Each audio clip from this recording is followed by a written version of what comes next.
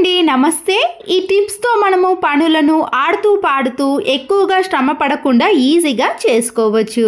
మొదటి useful tip, చినిగిపోయినా కానీ వేస్ట్గా ఉన్న పిల్లో కవర్స్ ఉంటాయి కదండి, ఆ పిల్లో కవర్లో మనము ఇలా వాష్ చేసిన బెడ్షీట్స్ని కానీ పిల్లో కవర్స్ని కానీ మనము ఇలా ఒక్కో పిల్లో కవర్లో ఎన్నో బెడ్షీట్స్ని ఈజీగా పెట్టేసుకోవచ్చండి. డస్ట్ పడకుండా ఇలా ఎన్ని రోజుల తర్వాత యూజ్ చేసినా కూడా ఇవి నీట్గా మనము ఇలా బెడ్ పైన పరుచుకోవడానికి చాలా వీలుగా ఉంటుంది. అంతే కదండో, మరొక టిప్ని కూడా దీంతోటే యూజ్ చేసుకోవచ్చు. మనము ఇలా ఒక పిల్లో కవర్లో అన్ని బెడ్షీట్స్ని పెట్టేసిన తర్వాత మన ఇంట్లోకి ఎవరైనా అతిథులు వచ్చినప్పుడు ఇలా పిల్లోస్ అనేవి తక్కువ పడుతున్నప్పుడు ఇలాంటి బెడ్షీట్స్ని ఈ పిల్లో కవర్లో పెట్టినాం కాబట్టి దీన్ని కూడా మనము ఇలా దిండుగా యూజ్ చేసుకోవచ్చు. ఇంట్లో ఇలాంటి పర్ఫ్యూమ్ బాటిల్స్ ఉంటాయి కదండి, మనము ఈ పర్ఫ్యూమ్ బాటిల్ని ఏదో ఒక ప్లేస్లో పెట్టే బదులు కబోర్డ్లో మనము ఇలా క్యాప్ తీసి బట్టలలో పెట్టేసామనుకోండి, ఆ కబోర్డ్ తీసినప్పుడల్లా కూడా మంచి సువాసన అనేది వస్తుంది. వర్షాకాలంలో కానీ చలికాలంలో బట్టలు అనేవి పూర్తిగా ఎండక కొద్దిగా స్మెల్ వస్తాయి కదా, అలాంటప్పుడు మనము ఇలా పర్ఫ్యూమ్ని పెట్టేసామనుకోండి మంచి సువాసన వస్తుంది. ప్రతిరోజు పెట్టుకునే ఇలాంటి స్టిక్కర్ ప్యాకెట్ ఉంటుంది కదండి, దాంట్లో నుంచి మనము ఇలా ఎన్ని కావాలంటే అన్ని మాత్రమే ఇలా కవర్తో సహా కట్ చేసుకోవాలి. ఎక్స్ట్రాగా ఉన్న కవర్ని కూడా కట్ చేసుకున్నాం అనుకోండి, స్టిక్కర్ ప్యాకెట్ అనేది ఇలా చిన్నగా ఉంటుంది. దీన్ని మనము ఫోన్ వెనుక పౌచ్ ఉంటుంది కదండి, దానిలో పెట్టేసుకున్నాం అనుకోండి, ఫోన్ ప్రతి ఒక్కరి చేతిలో కంపల్సరిగా ఉంటుంది. మనము ఎక్కడికైనా వెళ్ళినప్పుడు మన స్టిక్కర్ అనేది లేనప్పుడు ఇలా వెంటనే మనము ఈ ఫోన్ వెనుక ఉన్న పౌచ్లో నుంచి తీసుకొని ఈజీగా యూజ్ చేసుకోవచ్చు. షాంపూ ప్యాకెట్లు యూజ్ చేసే వారికి టిప్ అండి, ఇలాంటి బ్యాంగిల్స్లో సైడ్ బ్యాంగిల్స్ ఉంటాయి కదండి గట్టి, అలాగే ఇనుప బ్యాంగిల్స్ కూడా ఉంటాయి. అలాంటి వాటిని ఒక బ్యాంగిల్ని తీసుకొని ఇలా బ్యాంగిల్ మధ్యలో నుంచి షాంపూ ప్యాకెట్లని వేసుకోవాలి. వాష్రూమ్లో ఏదైనా మేకుక్ కానీ ఇలా హ్యాండిల్కి వేసామనుకోండి, షాంపూలను ఇలా తీసుకునేటప్పుడు చాలా వీలుగా ఉంటుంది. అయిపోయినవి కూడా మనకి ఈజీగా తెలుసుకొని మళ్ళీ ఇలాంటి షాంపూ ప్యాకెట్లను తెచ్చుకోవచ్చు. మరొక యూస్ఫుల్ టిప్, ఇలాంటి టేప్స్ ఉంటాయి కదండి, టేప్ అయిపోయిన తర్వాత పడేసాం కానీ వీటిని కూడా మనము ఎలా యూజ్ చేసుకోవాలి అంటే, ఫోన్ని మనము ప్రతిరోజు చేతిలో పట్టుకొని ఆపరేట్ చేసాం కదండి, ఇలా టేప్ మధ్యలో పెట్టేసుకొని డిస్టెన్స్ కూడా దూరంగా పెట్టేసుకున్న తర్వాత మనము ఫోన్ని ఇలా చూడవచ్చు కానీ లేదా ఆపరేట్ అయినా ఈజీగా చేసుకోవచ్చు. పిల్లలకైనా ఇలాంటివి ఇచ్చామనుకోండి దూరం నుంచి చూస్తారు కాబట్టి ఎలాంటి ఇబ్బంది కూడా ఉండదు.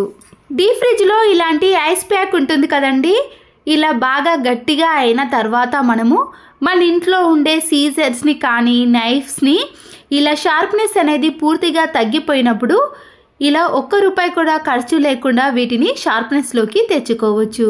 బెడ్ పైన బెడ్షీట్ అనేది చాలా నీట్గా ఉండాలంటే ఇలాంటి అట్లకాడ ఉంటుంది కదండి, దానిని తీసుకొని ఇలా బెడ్షీట్ వేసిన తర్వాత మనము చేత్తో కాకుండా ఇలా ఈజీగా ఈ అట్ల కాడతో పరుపు కిందికి ఈ బెడ్షీట్ని ఈజీగా అనేయచ్చు. ఇలా మనము పరుపును లేబట్టి చేత్తో ఇలా బెడ్షీట్ని అనే బదులు ఎవరి సహాయం లేకుండా ఈజీగా ఇలా బెడ్షీట్ని నీట్గా చేసుకోవచ్చు. అప్పుడు పిల్లలు కూర్చున్నా కానీ ఎగిరినా కానీ బెడ్ పైన బెడ్షీట్ అనేది చెరగదు. ఆన్లైన్లో ఆర్డర్ పెట్టినప్పుడు ఇలాంటి కార్డ్బోర్డ్స్ కానీ ఏవైనా గిఫ్ట్ వచ్చినప్పుడు కూడా ఈ కార్డ్బోర్డ్ని మనము నీట్గా యూజ్ చేసుకోవచ్చు. ఈ కార్డ్బోర్డ్ సైడ్లో ఉండే వాటిని సీజర్తో పూర్తిగా కట్ చేసుకోండి. పైన కట్ చేసిన అట్టముక్క ఉంది కదండి, దాన్ని కూడా మనము ఇలా సైడ్లో కొద్దిగా కట్ చేసి ఈ కార్డ్బోర్డ్ యొక్క అడుగు భాగాన మందంగా ఉండే విధంగా ఈ పైన ఉన్న దానిని వేసేసుకోండి. ఇంట్లో ఏదైనా గిఫ్ట్ కవర్ కానీ ఇలాంటి కలర్ పేపర్ కానీ ఏదైనా ఉన్నా సరేనండి, దాన్ని మనము ఇలా గ్లూ గమ్ముతో ఈ కార్డ్బోర్డ్కి చుట్టూ కూడా అతికించేసేయాలి. ఇంకా అందంగా కనబడటానికి మీరు ఏవైనా కూడా అతికించుకోవచ్చు. ఇప్పుడు మనము ఈ కార్డ్బోర్డ్ అనేది దేనికో ఆ పేరును కూడా ఇక్కడ రాసామనుకోండి, పిల్లలకి కూడా చాలా నీట్గా కనబడుతుంది. చూసారు కదండి, కబోర్డ్లో కానీ సెల్ఫ్లో అన్నీ ఇలా ఒకే దగ్గర పెట్టేస్తాము, తీసుకునేటప్పుడు వెతకాల్సిన పని కూడా ఉంటుంది. ఇలా మనం తయారు చేసుకున్న కార్డ్బోర్డ్లో ఇలా మనము ఏది పెట్టుకోవాలనుకుంటే వాటన్నిటిని కూడా ఇలా ఈజీగా పెట్టేసుకోవచ్చు. దీనివల్ల మనకి స్పేస్ కూడా చాలా ఎక్కువగా మిగిలిపోతుంది, చూడడానికి కూడా చాలా నీట్గా ఉంటుంది. వాషింగ్ మిషన్ టాప్ లోడ్ వారికి ఈ టిప్ అనేది చాలా బాగా యూజ్ అవుతుందండి. ముందుగా వాషింగ్ మిషన్ యొక్క స్విచ్ను కానీ ప్లగ్ను తీసేసిన తర్వాత ఇలా టాప్ లోడ్లో ఇలా వీడియోలో చూపించిన మాదిరిగా సైడ్లో మనకి ఇలాంటిది బాక్స్ వస్తుందండి. దీన్ని ఇంతకు ముందు మాకు వాషింగ్ మిషన్ సర్వీస్ చేసే వాళ్ళు చూపించారు. ఇలా ఖచ్చితంగా మనము నెలకొకసారన్నా దీన్ని ఓపెన్ చేసి క్లీన్ చేసుకోవాలంట, లేకపోతే వాషింగ్ మిషన్ త్వరగా పాడైపోతుంది. చూసారు కదండి దాంట్లో డస్ట్ అనేది ఏ విధంగా వచ్చేసిందో. దీనివల్ల వాషింగ్ మిషన్ అనేది త్వరగా పాడైపోతుంది. ఆ తర్వాత పాడైపోయిన ఒక టూత్ బ్రష్తో దీన్ని కూడా మనము ఇలా వాషింగ్ మిషన్ లిక్విడ్ ఉంటుంది కదండి, బ్రష్ పైన వేసేసాను. దాంతో నేను ఈ బాక్స్ని కూడా ఇలా నీట్గా క్లీన్ చేసుకుంటున్నాను. ఈ బాక్స్ని తీసిన ప్లేస్లో కూడా డస్ట్ అనేది ఉంటుందండి, దాన్ని కూడా నేను ఇలాంటి బ్రష్ తోటే క్లీన్ చేసుకుంటున్నాను. మేము ఈ వాషింగ్ మిషన్ తీసుకొని 1 year అవుతుందండి. అయితే సర్వీసింగ్ వాళ్ళు వచ్చినప్పుడు ఇది చూపించారు, మీరే క్లీన్ చేసుకోవాలి మేడం అని చెప్పారు. ఎక్కువగా మనము బెడ్షీట్స్ కానీ బెడ్స్ పైన ఉండే దుప్పట్లు వేసినప్పుడు డస్ట్ అనేది ఎక్కువగా దీంట్లో చేరుతుందండి. 1 monthకి ఒకసారి కానీ 15 daysకి ఒకసారి ఖచ్చితంగా క్లీన్ చేసుకోండి. చూసారు కదండి డస్ట్ అనేది ఎంతగానో వచ్చిందో. ఆ తర్వాత మనం ఇలా ఒక పొడి క్లాత్తో క్లీన్ చేసుకోవాలి. వాషింగ్ మిషన్ అనేది త్వరగా పాడవకుండా ఎక్కువ రోజులు సర్వీస్ రావాలంటే ఇలాంటి చిన్న చిన్న టిప్స్ని ఫాలో అవ్వండి. ఇలా క్లీన్ చేసుకున్నాక ఈ బాక్స్ని కూడా మనము ఎక్కడి నుంచి తీసామో ఆ ప్లేస్లో ఇలా పెట్టేసేయాలి. లిక్విడ్ వేసే బాక్స్ ఉంటుంది కదండి, దాంట్లో కూడా ఇలా లిక్విడ్ అంతా ఒక్కొక్కసారి అతుక్కపోతుంది. ఇలా టూత్ బ్రష్తో క్లీన్ చేసుకోండి.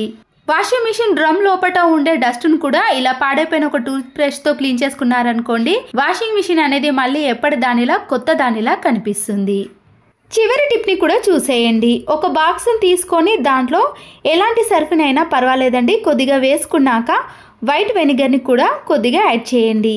వీటి ప్లేస్లో మీరు నిమ్మకాయని కూడా వేసుకోవచ్చు. ఎక్స్పైర్ అయిపోయిన ట్యాబ్లెట్స్ ఉంటాయి కదండి, దాంట్లో నుంచి నేను 3 కానీ 4 కానీ తీసుకొని మెత్తగా పొడి చేసుకోవాలి. ఈ పొడినంతా కూడా ఇలా సర్ఫ్లో కలిపేసుకున్నాక కొన్ని వాటర్ని కూడా యాడ్ చేసుకోండి. దీంట్లో ముఖ్యంగా మనము కొద్దిగా గోధుమ పిండిని కానీ లేదా కార్న్ ఫ్లోర్ పిండి, మైదా పిండి ఉంటుంది కదండి, ఏ పిండి వేసినా పర్వాలేదు. స్పూన్తో ఈ పిండి అనేది బాగా కలిసేటట్టు కలుపుకోవాలి. వాష్రూమ్ని క్లీన్ చేయడానికి ఈ లిక్విడ్ని యూజ్ చేసి చూడండి, ఎలాంటి మరకలైనా ఈజీగా తొలగిపోతాయి. ముందుగా ఇలా వాష్రూమ్లో అంతా వేసిన తర్వాత ఒక 2 minutes పాటు అలాగే ఉంచేసి ఇలా ఒక బ్రష్తో క్లీన్ చేసుకోవాలి. ఇక్కడ వెనిగర్ని మనము అలాగే గోధుమ పిండిని వేసాం కాబట్టి ఎలాంటి మరకలైనా తొలగిపోతాయి. చూసారు కదండి వాష్రూమ్ అనేది ఎంత నీట్గా క్లీన్గా కనబడుతుందో. అంతేకాకుండా ఎలాంటి బ్యాడ్ స్మెల్ కూడా రాదు. వాష్రూమ్ డోర్కి సోప్ మరకలు, వాటర్ మరకలు పడి జిడ్డుగా తయారవుతుంది కదండి, దాన్ని కూడా మనము ఇలా తయారు చేసుకున్న దాంతోటే క్లీన్ చేసుకోవచ్చు. చూసారు కదండి ఈ టిప్స్ అన్ని మీకు నచ్చినట్లయితే తప్పకుండా ఒక లైక్ చేసి మీ ఫ్రెండ్స్కి కానీ రిలేటివ్స్కి షేర్ చేయండి. మరో వీడియోతో మళ్ళీ కలుద్దాం. Thanks for watching.